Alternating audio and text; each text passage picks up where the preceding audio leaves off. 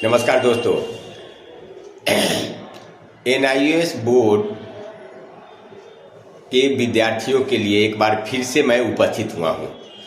एनआईएएस board के जितने भी ट्रेंड टीचर हैं वो प्रधानमंत्री से अभी तक मिले या नहीं मिले, या मिलने का समय लिए या नहीं लिए।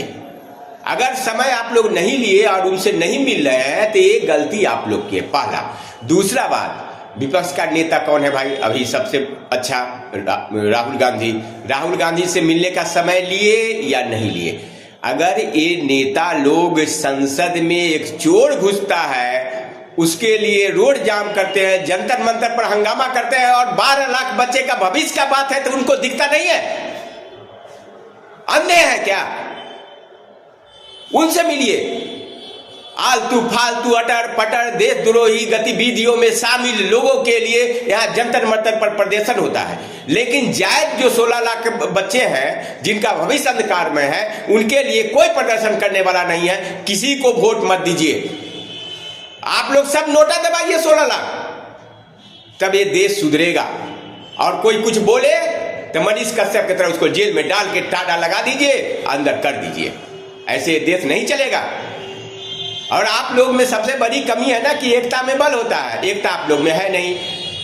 एगो ईर घाट एगो पीर घाट, ऐसे थोड़े चलता है। अरे 12 लाख बच्चे हैं, 2 लाख बच्चे, जंतर मंतर पर जाइए, राष्ट्रीय चैनल में न्यूज बनेगा, प्रधानमंत्री से लेके सारे मंत्रियों पर दबाव पड़ेगा। अभी सारी पार्टियां इलेक्शन मोड में आ गई है और अभी आपको छक्का मारने का जरूरत है। सारे पार्टी के नेता से मिलिए, उनका हाथ गोड़ दीजिए, वंदन करिए, अभिनंदन करिए, उनको बताइए कि 16 लाख का मतलब है 1 करोड़ वोट। जब तक नहीं बताइएगा, अपनी शक्ति नहीं दिखाइएगा, फिर 5 साल बाद कोई पूछेगा नहीं इलेक्शन के बाद। इसलिए सारे नेताओं से मिलिए। राहुल गांधी हैं, मल्लिकार्जुन खड़गे हैं, जितने नेता हैं सबसे मिलिए। हमारे यहाँ राजस्थान के हैं दिग्विजय जी, उनसे मिलिए। उनको आलतू फालतू चीज पर बहुत बयान देते हैं, लेकिन इस पर नहीं देते हैं। अखिलेश यादव से मिलिए,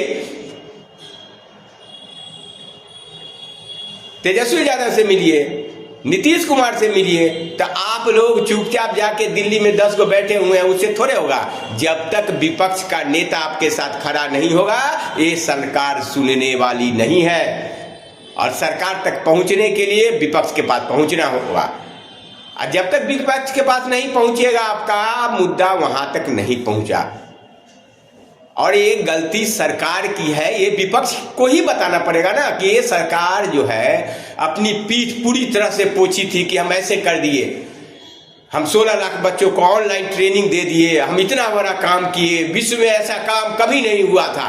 तो विश्व में कभी नहीं हुआ था, इतना बड़ा काम किए, लेकिन बच्चे को पहुंचा दिए रसातल में।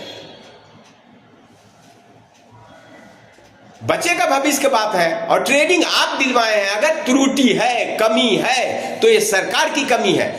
हम बहुत सारे विभागों में स्थिति इस तरह की देखते हैं कि सरकार के कमियों के कारण हजारों नागरिक का भविष्य अंधकारमय हो जाता है। अब उसका दुष्परिणाम हुआ। आप सोचिए भाई, आपको सोचना पड़ेगा सरकार को कि जो बच्चे अपना तैयारी करके रिजल्ट ले आए, कहाँ रिजल्ट ले आए भाई? सेंट्रल स्कूल में उनकी नियुक्ति नहीं हुई। काहे रोक दी गई भैया? तो एनआईएएस बोर्ड से बीएड की डीएलएड किए थे। अब डीएलएड एनआईएएस बोर्ड से किए, सरकार करवाई, कोई प्राइवेट इंस्टीट्यूशन तो करवाई नहीं। अगर इसमें कमी है या कोई दिक्कत है, उसकी जवाबदेही पूर्ण रूप से सरकार की बनती है। और सरकार को इस पर आगे आके हाथों हाथ इस काम को करना चाहिए था। लोग दिल्ली में प्रदर्शन कर रहे हैं, धर्मेंद्र प्रधान जी प्रधान बन गए हैं सारे भारत के, उनका गुरजरिया कर रहे हैं। अरे क्या तमाशा बना के आप लोग रख दिए हो यार। कोई चीज का एक सीमा होता है, सीमा को उल्लंघन अच्छा बात नहीं है। और बच्चों के भविष्य का बात है। और वो लोग लगातार 4 साल 5 साल से अपने कैरियर को शिक्षक के लिए ही प्रतिबद्ध कर दिया। अब जब शिक्षक के लिए उन्होंने प्रतिबद्ध कर दिया तो दूसरे दिशा में तो जा नहीं सकते। इस बात समझने की है।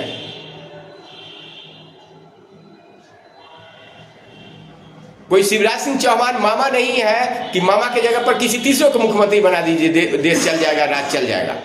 यहाँ बात है बच्चों के भविष्य का। अब उनका भविष्य दूसरे ओर जा नहीं सकता है, और तैयारी कर रहे हैं इसी में। उनका रिजल्ट, अब सबसे बड़ा बात है कि रिजल्ट भी बार बार उनका हो रहा है। वो अयोग्य है, अकर्मण्य है, उस लायक अगर नहीं होते रिजल्ट नहीं आता। जब रिजल्ट बच्चों का आ रहा है तो सरकार की ये जवाबदेही बनती है। और ये बहुत बड़ी बात है कि गरीब, गुरबा, शोषित, पीड़ित, वंचित, जिस समाज की राजनीति विपक्ष और सत्ता पक्ष करती है, उन्हीं परिवार के बच्चे हैं। सरकार को समझना पड़ेगा, क्योंकि ये लोग कम पैसा में डीएलएड इसीलिए किए कि हमको नौकरी मिल जाएगी। बहुत सारे छात्र ऐसे हैं जिनको डीएलएड करने का गुंजाइश नहीं है, 1.5-2 लाख देने का औकात नहीं है उनको, वो लोग डीएलएड किए हैं। और उनके साथ इस तरह का कुटाराघात इस सरकार को और मोदी सरकार को खास के शोभा नहीं देता है।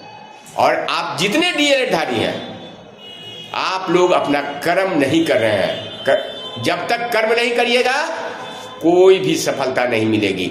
एकता में बल है, सारे लोग एक साथ जुटिए। अगर भविष्य बनाना है तो थोड़ा प्रयास तो करना पड़ेगा, और थोड़ा नहीं, कठिन से कठिन प्रयास करिए। 4 दिन भूखे रहिए, कुछ भी हो जाए, जाइए जंतर मंतर पर जूता पालिश करिए नेताओं का। जब तक संघर्ष नहीं कीजिएगा कुछ नहीं होगा। अकेले चना भार नहीं फोड़ती है। मैं आशा करता हूं कि इस वीडियो के पास NIOS बोर्ड के जितने भी नेता हैं जो 15-16 लाख बच्चों का प्रतिनिधित्व कर रहे हैं, वो राहुल गांधी से मिलेंगे, तेजस्वी यादव से मिलेंगे, अखिलेश यादव से मिलेंगे, माननीय मायावती जी से मिलेंगे, सबसे मिलेंगे, ममता बनर्जी से मिलेंगे, सबसे मिलके और आग्रह करेंगे। ये लोग जब तक नहीं आएगा क्षेत्र में, फील्ड में, तब तक आपको कुछ नहीं सुनने वाली है सरकार। जय हिंद, जय भारत।